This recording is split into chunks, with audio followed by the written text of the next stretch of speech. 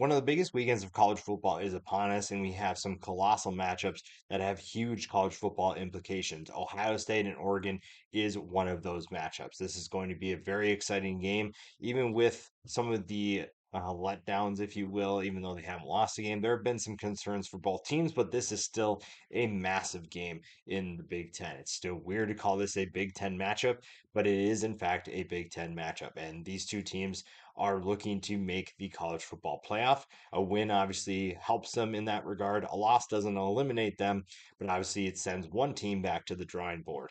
We'll look at these two teams as there's been some different things going on with each program.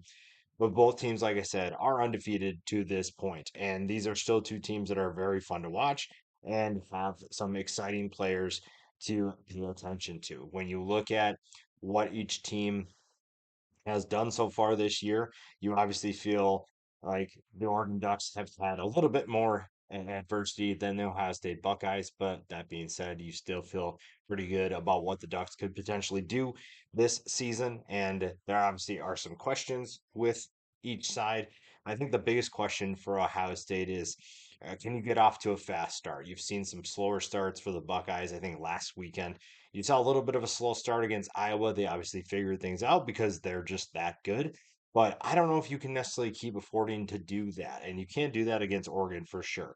So can you afford to get things off to a good start? I think the other question to keep an eye on is can Will Howard be a factor? I think that Will Howard has been a good addition for Ohio State's offense, but he's also made some plays that are raising some concerns maybe about the long-term effects of his play. Can that cost the Buckeyes in a certain game? The question for Oregon is can the offensive line stay healthy? Because you're facing a really good defensive line for Ohio State, and you have to find a way to slow down that group because you could look at guys like JT Tuimoloau, Jack Sawyer, Tyler Williams. You've had guys that we've been on paid attention to all off season, and they've been on everyone's radar for a while now.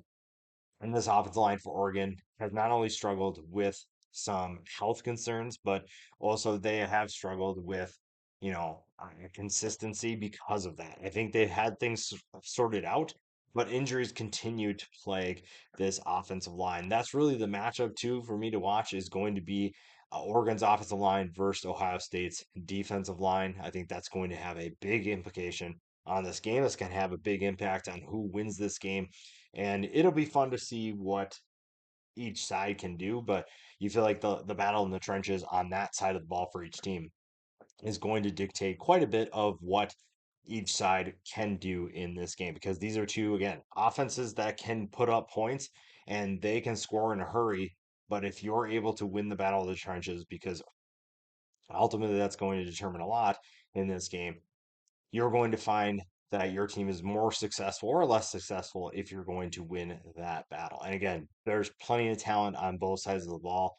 Oregon and Ohio State both want to run the football, have very talented backs, and getting that run game going could mean a big difference between winning and losing. The impact players for the Ohio State Buckeyes, everything starts with Will Howard. Will Howard is going to be the X factor for this team throughout the entire season until he has proven that he can be a consistent threat. He determines how successful this offense is. Now, granted, he has a ton of talent joining him in the backfield. Quinshon Judkins already has 468 yards rushing. He's averaging nearly 8 yards a carry, 5 touchdowns. Travion Henderson averaging 8 yards a carry, 4 touchdowns. Jeremiah Smith obviously has been the talking point of this team, the freshman who is a sensational player has already caught 23 passes for 453 yards, nearly 20 yards a catch, and 6 touchdowns. And Mecca Egbuka has kind of quietly flown under the radar, which is okay if you're an Ohio State fan. You obviously want to see him do well. He is the leader of that group, and he's been really fun to watch despite the lack of attention. But Ohio State's actually probably okay with that. Now, when it comes to the defensive side of the ball, you have plenty of options. We talked about Jack Sawyer and that defensive line. That's a group to keep an eye on. They're very talented, and obviously they're going to have their hands full. Guys like Caleb Downs and Denzel Burke on the back end, they will have their hands full as well. I think you have two very talented receivers in Evan Stewart and Tez Johnson, and so far they have proven to be very good players for Oregon, but at the same time, you obviously want to see what this secondary can do against that group. It's going to be a fun group to watch. Part of that is the defensive line getting to the quarterback, getting to Dylan Gabriel, and make their presence known. Because if they can do that, you feel pretty good about Ohio State's chances to win that game against this is a very talented defense, and they are going to give Oregon everything they can, and maybe even then some. The impact players for the Oregon Ducks, I think that you're looking at a team that has a lot of potential. We just haven't seen that realized quite yet. We've seen some strong, I would say, streaks of their potential, but we have not yet seen this group, I think, play at 100%. Dylan Gabriel is obviously the impact player of all impact players for this team. He is going to be the reason this offense has success. Already thrown for over 1,400 yards and 11 touchdowns.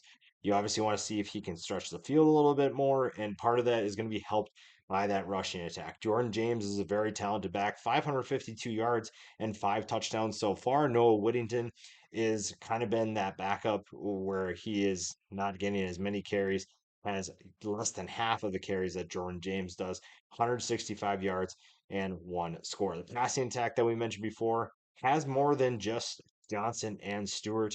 I think you have to look at Trayshawn Holden to be a potential X factor, especially against the talented secondary that is the Ohio State Buckeyes.